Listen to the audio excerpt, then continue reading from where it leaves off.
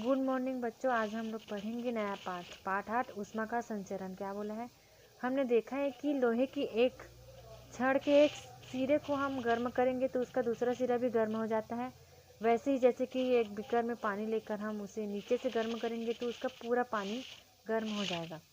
इसी प्रकार सूर्य से अधिक दूरी होने पर भी हमें जो सूर्य से हमें प्रकाश मिलती है वो हमें पृथ्वी तक पहुंच जाती है और हमें गर्मी का महसूस होता है, गर्म लगता है। वैसे ही ऊष्मा के एक स्थान से दूसरे स्थान तक पहुंचने की प्रक्रिया को ही ऊष्मा का संचरण कहते हैं। ऊष्मा के संचरण की विधियां हैं, 3 विधियां हैं इसके: चालन, संवहन और विकिरण। तो पहला है चालन। ठोस में ऊष्मा का स्थानांतरण चालन विधि द्वारा ही ज्ञात होता है। इसके लिए क्रियाकलाप 1 है। पहला, बीकर लेंगे, धातु का चम्मच लेंगे, गर्म जल लेंगे। उसके बाद क्या बोला है? एक बीकर में हम अत्यधिक गर्म जल भर देंगे। उसके बाद धातु के चम्मच के एक सिरे को हम उसमें डुबोएंगे और एक सिरे को हाथ से पकड़ेंगे। उसके बाद हम देखेंगे कि धातु का यह सिरा जल्दी ही इतना गर्म हो जाएगा कि हम उस चम्मच को अपने हाथ से पकड़ नहीं पाएंगे। ऐसा क्यों हुआ? यह प्रक्रिया तभी होती है जब उच्च ताप पर एक वस्तु अपेक्षाकृत निम्न ताप वाली दूसरी वस्तु के संपर्क में रखी जाती है। ऊष्मा संचरण की यह प्रक्रिया चालन कहलाती है। ऊष्मा संचरण की वह प्रक्रिया जिसमें पदार्थ के अणु अपने स्थान से स्थानांतरित हुए बिना ऊष्मा संचरण का कार्य करते हैं, चालन कहलाती है। इसकी 2 शर्तें हैं। पहला, दोनों वस्तुएं एक दूसरे के संपर्क में होता है। दूसरा है, उनके ताप भिन्न होते हैं। ऊष्मा के सुचालक एवं कुचालक: ऐसे पदार्थ जिनमें चालन विधि से ऊष्मा का संचरण आसानी से होता है सुचालक कहलाते हैं, जबकि वे पदार्थ जिनमें चालन द्वारा ऊष्मा का संचरण आसानी से नहीं हो पाता ऊष्मा के कुचालक कहलाते हैं। सभी धातुएं ऊष्मा की सुचालक है, जबकि कुछ पदार्थ जैसे लकड़ी, ऊन, थर्माकोल, कांच, कार्क, प्लास्टिक, कागज ये सब ऊष्मा के कुचालक होते हैं। इसका कारण है कि जलती हुई लकड़ी का दूसरा सिरा सामान्य ताप पर होता है। द्रव तथा गैसें सामान्य ऊष्मा की कुचालक है। केवल पारा ही एक ऐसा द्रव है जो ऊष्मा का सुचालक है। इसके लिए क्रियाकलाप है। क्रियाकलाप 2, लोहे की 15 सेंटीमीटर वाली हम चपटी पट्टी लेंगे, 4-5 कील लेंगे और मोमबत्ती लेंगे। लोहे की पट्टी के एक सिरे से लगभग 5 सेंटीमीटर की दूरी पर 1-1 सेंटीमीटर के अंतर में हम 4 छोटी छोटी कीले को मोमबत्ती की सहायता से उसमें चिपका देंगे। अब इस पट्टी को हम उल्टा करके एक सिरे से उसको हम कस देंगे। उसके बाद पट्टी के स्वतंत्र सिरे से पट्टी को हम गर्म करेंगे। तो इससे हमें ये पता चलेगा कि कौन सा पिन सबसे पहले गिरेगा, सारी पिन एक साथ गिरेगी या नहीं, क्या पिनों के गिरने का कोई एक क्रम होगा, यदि पटरी को 60 डिग्री कोण पर रख कर देखें तो कीलों के गिरने के क्रम पर क्या प्रभाव पड़ेगा। इसी प्रयोग को यदि तांबे की पट्टी से करें तो आप देखेंगे कि उसमें लगी कीलें अपेक्षाकृत जल्दी गिरने लगती हैं, क्योंकि तांबा लोहे की तुलना में ऊष्मा के अधिक अच्छा चालक होता है। उसके बाद है, विभिन्न पदार्थों की चालकता की तुलना करने के लिए एक प्रयोग करेंगे। 6 छिद्रों वाला धातु का आयताकार डिब्बा लेंगे। उसके बाद भिन्न भिन्न पदार्थ के 6 समान लंबाई एवं व्यास की छड़ों को पिघले हुए मोमबत्ती में डुबाकर निकाल देंगे। उसके बाद उनमें समान मोटाई की मोम की परत चढ़ जाएगी। डिब्बे में कार्क की सहायता से इन्हें इस प्रकार लगाया गया है कि छड़ों की समान लंबाई बाहर निकली रहे। डिब्बे में खौलता पानी डाला गया। उसके बाद हम उसका अवलोकन करेंगे कि चांदी में सबसे अधिक दूरी तक और तांबे में कुछ कम दूरी तक मोम पिघलता है, जबकि लकड़ी की छड़ में सबसे कम दूरी तक मोम पिघलता है। अतः चांदी की चालकता सबसे अधिक, तांबे की उससे कम और लकड़ी की सबसे कम होती है। उसके बाद ऊष्मा चालकता के प्रभाव क्या बोला है? जब हम भोजन पकाने के लिए तांबा, एल्यूमीनियम या पीतल जैसी मिश्र धातु का जो सुचालक होते हैं ऐसे बर्तनों का उपयोग करते हैं जिससे हम भोज्य पदार्थ अधिक ऊष्मा मिल सके और जल्दी पक जाए, पहला। उसके बाद दूसरा है, पतले कागज को मोड़कर उसकी दवात बनाएंगे। उसमें पानी भरकर आग में गर्म करेंगे। पानी गर्म हो जाता है परंतु कागज नहीं जलता। यह कागज को दी गई ऊष्मा पानी में स्थानांतरित हो जाती है, अतः कागज का ताप बढ़ नहीं पाता।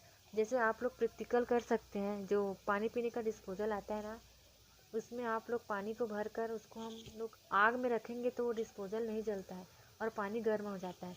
ये प्रैक्टिकल आप लोग अपने घर में खुद कर सकते हो और बिल्कुल कर कर देखना, ताकि आप लोग को समझ में आ जाएगा कि चालन क्या होता है। उसके बाद है, एक लोहे के हथौड़े के ऊपर हम कागज़ लपेटकर आग पर रखने से कागज़ नहीं जलता, जबकि हम अगर कागज़ को लकड़ी पर लपेटकर आग पर रखेंगे तो कागज़ जल जाता है। लोहे के ऊपर लगे कागज़ को दी गई ऊष्मा लोहे की चालकता के कारण फैल जाती है और कागज़ नहीं जलता। चौथा, भोजन पकाने के लिए बनाए गए धातुओं के बर्तन के हैंडल को लकड़ी के बनाए जाते हैं। लकड़ी या बेकेलाइट जैसे सुचालक पदार्थों के बनाए जाते हैं, जिससे उन्हें आसानी से पकड़ा जा सके, क्योंकि वो जल्दी गर्म नहीं होता।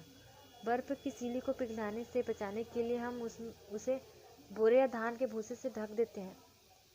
ये ऊष्मा के कुचालक होने के कारण वायुमंडल की ऊष्मा को बर्फ़ तक पहुंचाने नहीं देते। छठवां, हम ठंड के दिनों में ऊन के कपड़े पहनते हैं। ऊन और उसके रेशे के बीच जमी वायु दोनों ही ऊष्मा के कुचालक होने के कारण हमारे शरीर की ऊष्मा को बाहर जाने नहीं देते, जिससे हमें ठंडी नहीं लगती। वैसे ही रेगिस्तान में गर्मियों में ताप जब 50 डिग्री के आसपास होता है, तब ऊनी कपड़े पहनने से वह शरीर को बाहर की ऊष्मा से बचाता है, क्योंकि जो ऊनी है वो बाहर की ऊष्मा को हमारे शरीर के अंदर नहीं जाने देते। और इनके उत्तर दीजिए है, उसको आप लोग बनाएंगे, क्योंकि मैं अभी जो पढ़ाई हूँ उसमें आपको सभी का आंसर मिल जाएगा। आप लोग पढ़ना, अच्छे से समझना, उसके बाद बनाना। अब पढ़ेंगे संवहन के लिए क्रियाकलाप 3 है। आवश्यक सामग्री, एक गोल पेंदी का फ्लास्क लेंगे, पोटेशियम परमैंगनेट लेंगे, त्रिपाद स्टैंड लेंगे, जाली लेंगे और गर्म करने का साधन लेंगे। क्या बोला है? एक गोल पेंदी के फ्लास्क में हम आधा पानी भरेंगे, उसमें पोटेशियम परमैंगनेट के कुछ टुकड़े डाल देंगे। उसके बाद हम उसे नीचे से गर्म करेंगे। तो क्या होगा, उसमें नीचे का पानी ऊष्मा के संपर्क में आने के कारण गर्म हो जाता है। जो नीचे का पानी है वो ऊष्मा के संपर्क में आने के कारण पहले गर्म हो जाता है और फैल जाता है, और वह गर्म होने के कारण पानी हल्का हो जाता है। इसलिए डॉक्टर लोग बोलते हैं, जब हमें तबीयत खराब रहता है, जैसे कि सर्दी खांसी होता है, तो उबाल कर पानी पियो। क्यों बोलते हैं? क्योंकि उबालने से पानी हल्का हो जाता है, उसमें जो भी कीटाणु, जो भी बैक्टीरिया होते हैं, वो गर्म होकर मर जाते हैं, इसलिए पानी हल्का हो जाता है। इसलिए डॉक्टर लोग भी ये सजेशन देते हैं कि तबीयत खराब है तो गर्म ही पानी पिया करो, क्योंकि गर्म करने से वह पानी हल्का हो जाता है। पानी भारी होता है, जब ठंडा रहता है तो पानी भारी होता है, और गर्म करेंगे तो हल्का हो जाता है। तो इसमें बोला गया है कि गर्म करने से वह फैल जाता है और हल्का हो जाता है। फिर हल्का होने के कारण वह नीचे तल में बैठ जाता है, और ऊपर का पानी ठंडा होने के कारण भारी होता है, तो वह नीचे चला जाता है और वो भी गर्म हो जाता है। इस क्रिया को पोटेशियम परमैंगनेट के कारण लाल हुए पानी की धाराओं द्वारा स्पष्ट रूप से देखा जा सकता है। इस प्रक्रिया के लगातार चलते रहने के कारण संपूर्ण पानी गर्म हो जाता है और साथ ही लाल भी हो जाता है। गर्म होते समय द्रव या गैसों में चलने वाली इन धाराओं को संवहन धाराएं कहते हैं। ये संपूर्ण प्रक्रिया ही संवहन धाराएं कहलाती है। उसके बाद ऊष्मा संचरण की वह प्रक्रिया जिसमें द्रव एवं गैसे के अणुओं की गति फलस्वरूप ऊष्मा का स्थानांतरण होता है, वह संवहन कहलाता है। क्या बोल रहा है? द्रव एवं गैसे में जो अणुओं की गति होती है, उसमें ऊष्मा का स्थानांतरण एक स्थान से दूसरे स्थान होता है, उसे ही संवहन कहते हैं। यदि द्रव को ऊपर से गर्म किया जाए तो क्या वह गर्म हो पाएगा? इसके लिए क्रियाकलाप 4 देखेंगे। कठोर कांच की परख नली लेंगे, तार में लिपटा बर्फ का टुकड़ा लेंगे, गर्म करने का एक साधन लेंगे। ये फ्लास्क है, ये संवहन धाराएं हैं, तार की जाली है, ये स्टैंड है। एक परख नली में ठंडा पानी लेंगे, बर्फ के टुकड़े उसमें डाल देंगे, टुकड़े को तार की जाली में लपेटकर बर्फ के एक टुकड़े को हम तार की जाली में लपेटकर इस परख नली में डाल देंगे, जिससे बर्फ परख नली में नीचे पड़ा रहेगा, यहाँ पर नीचे पड़ा रहेगा। अब परख नली को थोड़ा तिरछा रखकर पानी को ऊपर से गर्म करेंगे।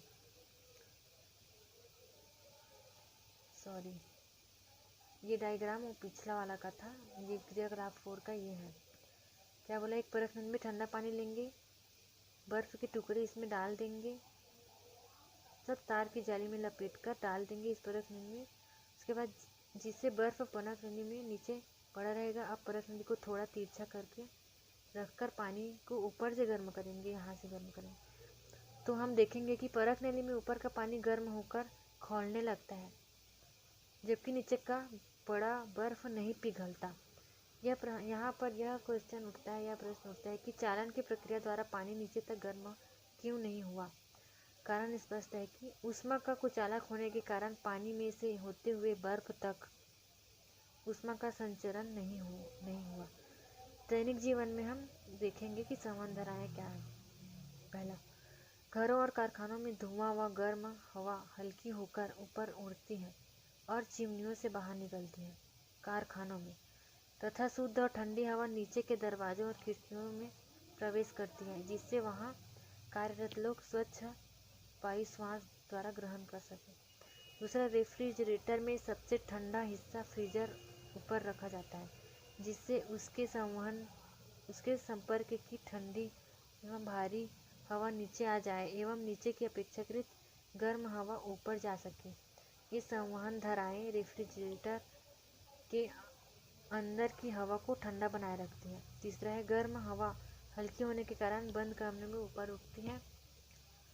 यही कारण है कि छत पर लगा पंखा सीलिंग फैन चलाने पर पहले गर्म हवा देता है, मतलब रूम में जो जितना भी गर्म हवा रहेगा उसको वो बाहर निकालता है।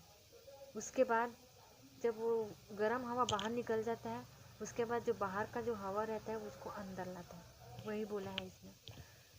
तो जितना पढ़ाई हूँ उसको आप लोग अच्छे से पढ़ेंगे। उसके बाद जो इनके उत्तर दिया है उसको आप लोग बना कर दिखाएंगे। उसके बाद हम लोग आगे की क्लास में विकिरण पढ़ेंगे। ठीक है।